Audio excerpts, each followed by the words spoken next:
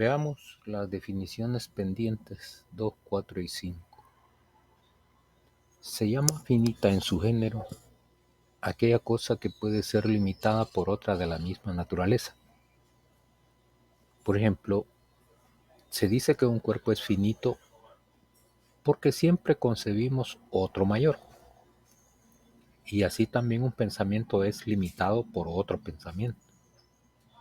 Pero un cuerpo no es limitado por un pensamiento, ni un pensamiento por un cuerpo. Es que las cosas finitas o individuales que existen en el mundo son limitadas y determinadas por la naturaleza infinita o la sustancia única de la que son una parte.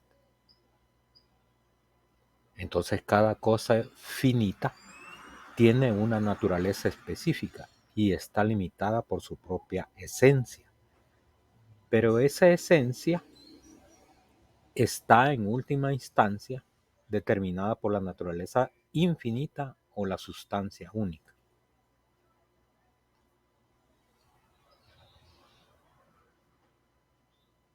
La 4.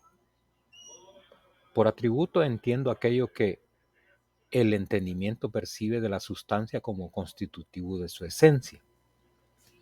Un atributo es una de las formas en que la mente humana percibe la sustancia o Dios, que es la única realidad infinita y fundamental que constituye todo lo que existe en el universo. La sustancia infinita tiene una serie de atributos infinitos, pero solo dos de estos atributos, el pensamiento y la extensión, son accesibles para la mente humana. Estos dos atributos son fundamentales para comprender el sustancialismo. Los atributos se refieren a las características esenciales y distintivas de la sustancia que son conocidas por la mente humana. El atributo del pensamiento se refiere a la dimensión mental de la sustancia, mientras que el atributo de la extensión se refiere a la dimensión física o espacial de la sustancia. Cada uno de estos atributos contiene una serie infinita de modos o formas de existencia que experimentamos en el mundo. En otras palabras, los atributos son las maneras en que la mente humana percibe y comprende la sustancia infinita. No podemos conocer directamente la sustancia en sí misma, pero podemos conocer sus atributos y sus modos. El sustancialismo sugiere que tanto la mente como el cuerpo son expresiones de la misma sustancia, pero desde diferentes perspectivas. Entonces, un atributo es una de las formas en que la mente humana percibe la esencia de la sustancia infinita. Y los atributos del pensamiento y la extensión son los dos principales atributos que podemos comprender y que son relevantes para este sistema filosófico. La quinta, por modo, entendemos las afecciones de la sustancia, o sea, aquello que es en otro, por medio del cual también es concebido. Un modo es una de las nociones fundamentales que se refiere a las afecciones o determinaciones específicas de la sustancia. Los modos son las maneras en las que la sustancia se manifiesta o se expresa en la realidad. Es decir, todo lo que existe es un modo de la sustancia, y estos modos son finitos y determinados. Los modos son, por lo tanto, las cosas finitas y específicas que experimentamos en el mundo. Cuando se habla de los modos como afecciones de la sustancia, se refiere a que los modos son las formas en que la sustancia se ve afectada o se expresa en su totalidad. Los modos son la manera en que la sustancia finita se relaciona con la sustancia infinita. Cada modo es una expresión finita de la sustancia y está determinado por la naturaleza de la sustancia infinita. En términos simples, un modo es una entidad específica que existe como una expresión o manifestación de la sustancia infinita. Cada cosa individual, cada evento, cada objeto en el mundo es un modo de la sustancia. Los modos son importantes porque representan la diversidad y la finitud de la realidad, pero al mismo tiempo están vinculados a la sustancia infinita y a sus atributos, como el pensamiento y la extensión. Luego, los modos son las formas finitas y determinadas en que la sustancia infinita se manifiesta en el mundo y representan la diversidad y la individualidad de la realidad.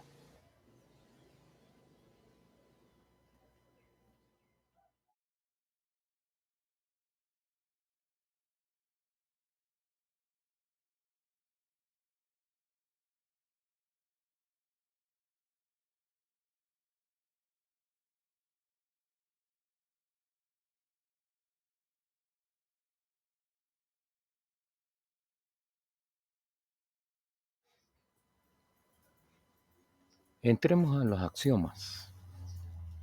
1. Todo lo que es en sí o en otro. Todo el universo existe en sí mismo o en relación con otras cosas, y estas relaciones son fundamentales para comprender la naturaleza de las cosas.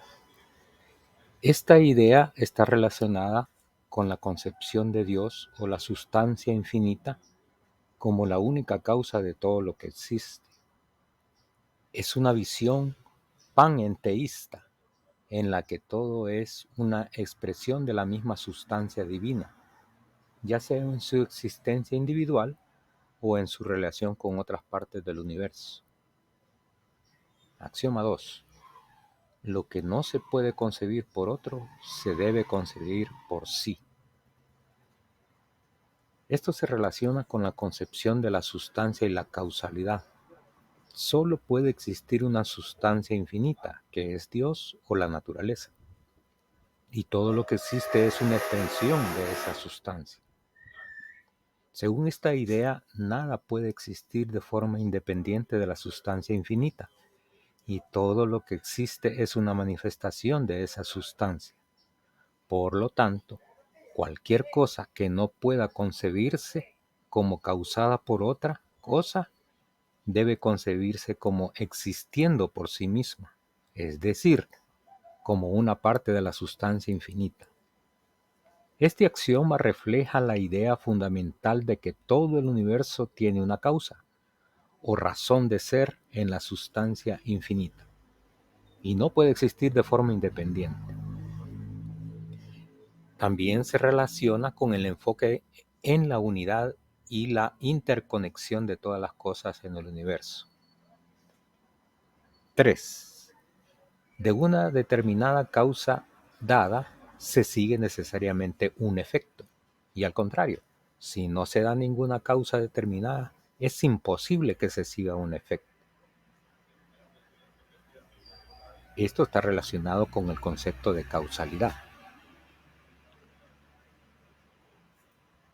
El sustancialismo sostiene que, en virtud de la necesidad, un efecto sigue necesariamente de una causa dada, y si no hay una causa determinada, entonces es imposible que se produzca un efecto. Esta concepción de causalidad está en línea con su enfoque en el determinismo y la necesidad. Todo en el universo está gobernado por leyes naturales, y no hay lugar para el azar o la contingencia.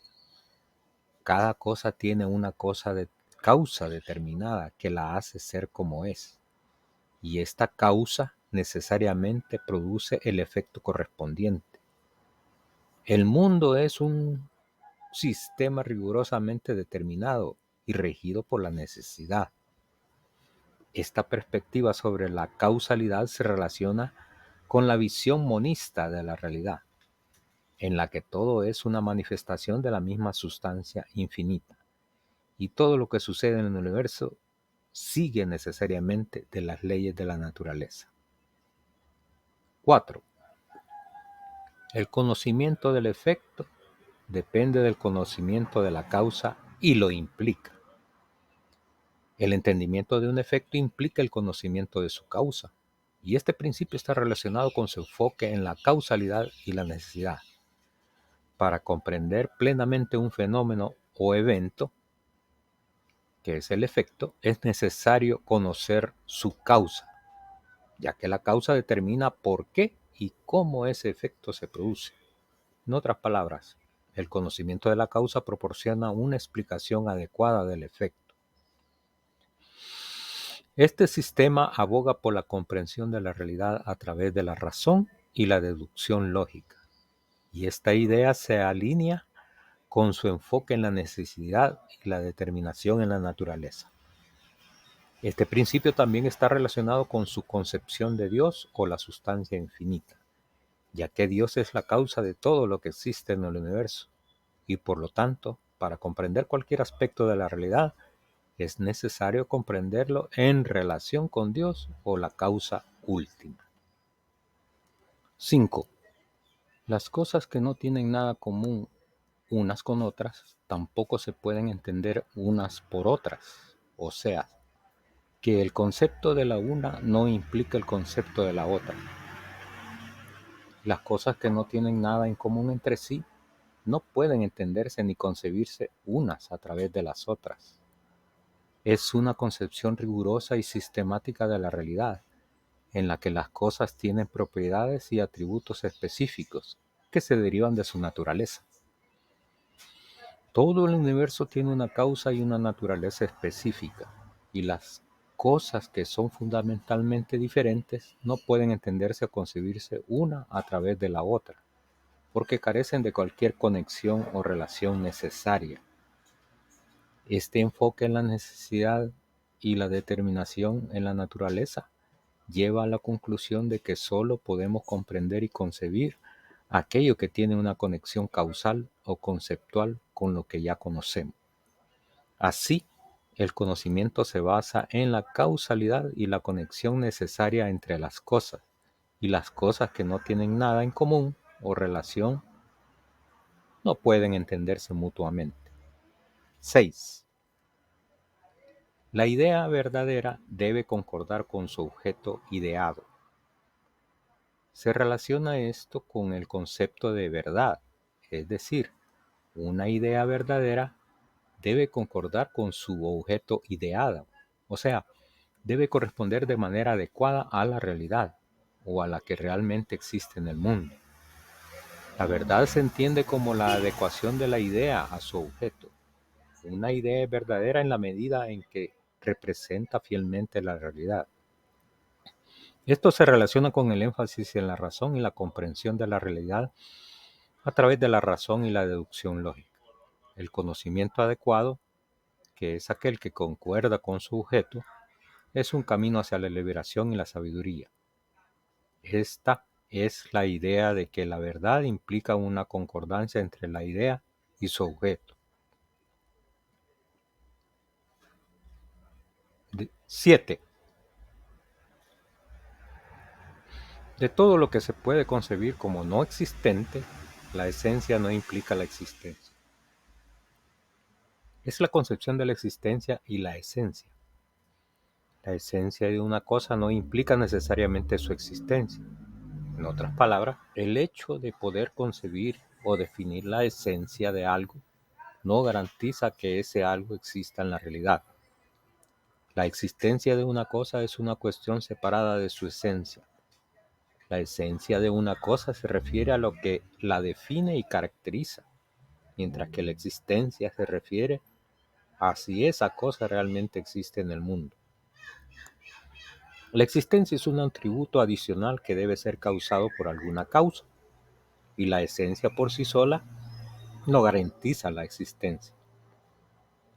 En este sistema filosófico, la existencia se relaciona con la causalidad y la necesidad, y solo Dios o la sustancia infinita tiene existencia necesaria y eterna. La existencia y la esencia son conceptos separados, y el hecho de que podamos concebir la esencia de algo no implica automáticamente su existencia en la realidad. Continuaremos con las proposiciones.